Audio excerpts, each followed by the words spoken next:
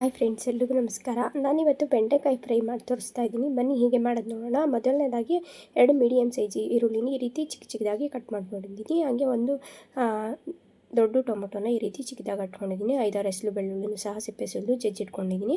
1 ಸ್ಪೂನಷ್ಟು ಧನಿಯಾ ಪುಡಿ, ಹಾಗೆ 1 ಸ್ಪೂನಷ್ಟು ಅಚ್ಚ ಖಾರದ ಪುಡಿನೂ ಸಹ ತೊಗೊಂಡಿದ್ದೀನಿ. ಹಾಗೆ ಇಲ್ಲಿ ಸ್ವಲ್ಪ ತೆಂಗಿನ ತುರಿನೂ ಸಹ ತೊಗೊಂಡಿದ್ದೀನಿ.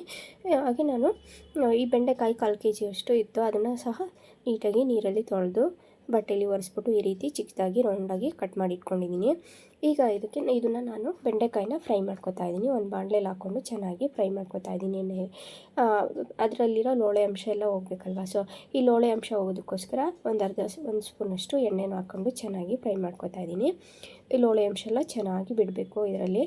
ಅದೇ ರೀತಿ ಒಂದು 3 ನಿಮಿಷ ಚೆನ್ನಾಗಿ ಹುರ್ಕೋಬೇಕು. ಈ ರೀತಿ ಲೋಳೆ ಎಲ್ಲ ಹೊರಗಡೆ ಹೋಗಬೇಕು. ಆ ರೀತಿ ಹುರ್ಕೊಂಡಾದ್ಮೇಲೆ ಅದನ್ನು ಒಂದು ಸೈಡಲ್ಲಿ ಎತ್ತಿಟ್ಟು ಅದೇ ಬಾಣಲೆಗೆ ನಾನು 2 ಸ್ಪೂನಷ್ಟು ಎಣ್ಣೆಯನ್ನು ಸಹ ಹಾಕ್ಕೊಂಡು ಎಣ್ಣೆ ಕಾದ ನಂತರ ಅದಕ್ಕೆ ಸಾಸಿವೆ ಹಾಗೆ ಜೀರಿಗೆನೂ ಸಹ ಹಾಕೋತಾ ಇದ್ದೀನಿ. ಸಾಸಿವೆ ಜೀರಿಗೆ ಸಿಡಿಬೇಕು ಚೆನ್ನಾಗಿ. ಈ ರೀತಿ ಸಿಡಿದಾದ್ಮೇಲೆ ನಾನು ಇದಕ್ಕೆ ಕಡಲೆಬೇಳೆನೂ ಸಹ 2 ಸ್ಪೂನಷ್ಟು ಸೇರಿಸ್ತಾ ಇದ್ದೀನಿ. ಈ ರೀತಿ ಸೇರಿಸ್ಕೊಂಡು ಕಡಲೆಬೇಳೆ ಚೆನ್ನಾಗಿ ಫ್ರೈ ಆಗಬೇಕು. ಫ್ರೈ ಆದ ನಂತರ ಕರಿಬೇವನ್ನು ಸಹ ಈ ಸಮಯದಲ್ಲಿ ಆ್ಯಡ್ ಮಾಡ್ತಾ ಇದ್ದೀನಿ. ಈ ರೀತಿ ಕರಿಬೇವು ಆಡ್ ಆದಮೇಲೆ ಬೆಳ್ಳುಳ್ಳಿನೂ ಸಹ ಹಾಕೋತಾ ಇದ್ದೀನಿ. ಜಜ್ಜಿಟ್ಕೊಂಡಿದ್ನಲ್ಲ ಆ ಬೆಳ್ಳುಳ್ಳಿನೂ ಸಹ ಈ ರೀತಿ ಸೇರಿಸ್ತಾ ಇದ್ದೀನಿ. ಈ ರೀತಿ ಸೇರಿಸ್ಕೊಂಡು ಬೆಳ್ಳುಳ್ಳಿ ಸ್ವಲ್ಪ ಚೆನ್ನಾಗಿ ಎಣ್ಣೆಲಿ ಹುರ್ಕೊಂಡಾದ್ಮೇಲೆ ಇದಕ್ಕೆ ನಾನು ಈರುಳ್ಳಿನೂ ಸಹ ಸೇರಿಸ್ತಾ ಇದ್ದೀನಿ. ಈರುಳ್ಳಿ ಸೇರಿಸಿ ಚೆನ್ನಾಗಿ ಫ್ರೈ ಮಾಡಬೇಕು. ಎಣ್ಣೆಯಲ್ಲಿ ಚೆನ್ನಾಗಿ ಫ್ರೈ ಆಗಿ 1 ನಿಮಿಷಗಳ ಕಾಲ ಚೆನ್ನಾಗಿ ಹುರ್ಕೊಂಡು ಫ್ರೈ ಆದಮೇಲೆ ಈರುಳ್ಳಿ ಬೆಂದಾದಮೇಲೆ ಇದಕ್ಕೆ ನಾನು ಟೊಮೊಟೊ ಸೇರಿಸ್ತಾ ಇದ್ದೀನಿ. ಒಂದು ದೊಡ್ಡ ಸೈಜ್ ಟೊಮೊಟೊನ ಟೊಮೊಟೊ ಸೇರಿಸ್ಬಿಟ್ಟು ಚೆನ್ನಾಗಿ ಮಿಕ್ಸ್ ಮಾಡಿ ಇದಕ್ಕೆ ರುಚಿಗೆ ತಕ್ಕಷ್ಟು ಉಪ್ಪನ್ನು ಸಹ ಹಾಕ್ತಾಯಿದ್ದೀನಿ. ಆ ಟೊಮೊಟೊ ಎಷ್ಟು ಬೇಯಬೇಕೋ ಅಷ್ಟು ಉಪ್ಪನ್ನು ಹಾಕ್ಬಿಟ್ಟು ಚೆನ್ನಾಗಿ ಟೊಮೊಟೊ ಬೇಯಬೇಕು. ಇದರಲ್ಲಿ ಚೆನ್ನಾಗಿ ಬೆಂದಾದಮೇಲೆ ಇದಕ್ಕೆ ನಾನು ಬೆಂಡೆಕಾಯಿನೂ ಸಹ ಸೇರಿಸ್ತಾ ಇದ್ದೀನಿ. ಹುರಿದು ಫ್ರೈ ಮಾಡಿ ಇಟ್ಕೊಂಡಿದ್ನಲ್ಲ ಆ ಬೆಂಡೆಕಾಯಿನೂ ಸಹ ಸೇರಿಸ್ಬಿಟ್ಟು ಚೆನ್ನಾಗಿ ಮಿಕ್ಸ್ ಮಾಡ್ಕೊತಾ ಇದ್ದೀನಿ. ಈ ರೀತಿ ಚೆನ್ನಾಗಿ ಮಿಕ್ಸ್ ಮಾಡಿಕೊಂಡು ಸ್ವಲ್ಪ 1-2 ನಿಮಿಷಗಳ ಕಾಲ ಚೆನ್ನಾಗಿ ಫ್ರೈ ಮಾಡ್ಕೊತಾ ಇದ್ದೀನಿ.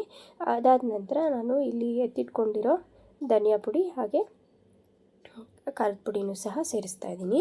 ಈ ರೀತಿ ಖಾರದ ಪುಡಿ ಧನಿಯಾ ಪುಡಿ ಸೇರಿಸಿ ಚೆನ್ನಾಗಿ ಮಿಕ್ಸ್ ಮಾಡಬೇಕು. 1-2 ನಿಮಿಷಗಳ ಕಾಲ ಚೆನ್ನಾಗಿ ಮಿಕ್ಸ್ ಮಾಡಿದ ಮೇಲೆ ಇದಕ್ಕೆ ರುಚಿಗೆ ತಕ್ಕಷ್ಟು ಉಪ್ಪನ್ನು ಸಹ ಸೇರಿಸ್ತಾ ಇದ್ದೀನಿ. ನೋಡಿಕೊಂಡು ಹಾಕೋಬೇಕು, ಯಾಕಂದರೆ ನಾನು ಟೊಮೊಟೊ ಬೇಯಲಿ ಅಂತ ಒಂದು ಸ್ವಲ್ಪ ಹಾಕ್ಕೊಂಡಿದ್ದೆ. ಈ ರೀತಿ ಹಾಕ್ಕೊಂಡು ಚೆನ್ನಾಗಿ ಮಿಕ್ಸ್ ಮಾಡಿದ್ಮೇಲೆ ಇದಕ್ಕೆ ತೆಂಗಿನ ತುರಿನೂ ಸಹ ಸೇರಿಸ್ತಾ ಇದ್ದೀನಿ. ಈ ರೀತಿ ತೆಂಗಿನ ತುರಿನೂ ಸಹ ಸೇರಿಸ್ಕೊಂಡು ಚೆನ್ನಾಗಿ 1-2 ನಿಮಿಷಗಳ ಕಾಲ ಮಿಕ್ಸ್ ಮಾಡಿದ್ರೆ ಬೆಂಡೆಕಾಯಿ ಫ್ರೈ ರೆಡಿಯಾಗುತ್ತೆ. ಇದನ್ನು ನಾವು ಚಪಾತಿಗೆ, ಅನ್ನಕ್ಕೆ, ಮುದ್ದೆಗೆ ಸೈಡ್ ಡಿಶ್ ಆಗಿ ತಿನ್ಬೋದು. ತುಂಬ ಚೆನ್ನಾಗಿರುತ್ತೆ. ಒಂದು ಸಲ ಟ್ರೈ ಮಾಡಿ. ಸಿಂಪಲಾಗಿ ತೋರಿಸ್ತಾ ಇದ್ದೀನಿ. ಈ ಸಮಯದಲ್ಲಿ ನೀವು ಕೊತ್ತಂಬರಿ ಸೊಪ್ಪನ್ನು ಸಹ ಹಾಕ್ಬೋದು. ಹಾಕಿದ್ರೆ ತುಂಬ ಟೇಸ್ಟಾಗಿರುತ್ತೆ. ನಾನು ಈ ರೀತಿ ಸಿಂಪಲಾಗಿ ಮಾಡಿ ತೋರಿಸ್ತಾ ಇದ್ದೀನಿ. ಈ ವಿಡಿಯೋ ಏನಾದರೂ ನಿಮಗೆ ಸ್ವಲ್ಪನಾದರೂ ಇಷ್ಟ ಆಗಿದರೆ ಲೈಕ್ ಮಾಡಿ, ಶೇರ್ ಮಾಡಿ, ಸಬ್ಸ್ಕ್ರೈಬ್ ಮಾಡ್ಕೊಳ್ಳಿ. ಈ ವಿಡಿಯೋ ನೋಡಿದ್ದಕ್ಕೆ ಎಲ್ರಿಗೂ ಧನ್ಯವಾದಗಳು. Thank you all.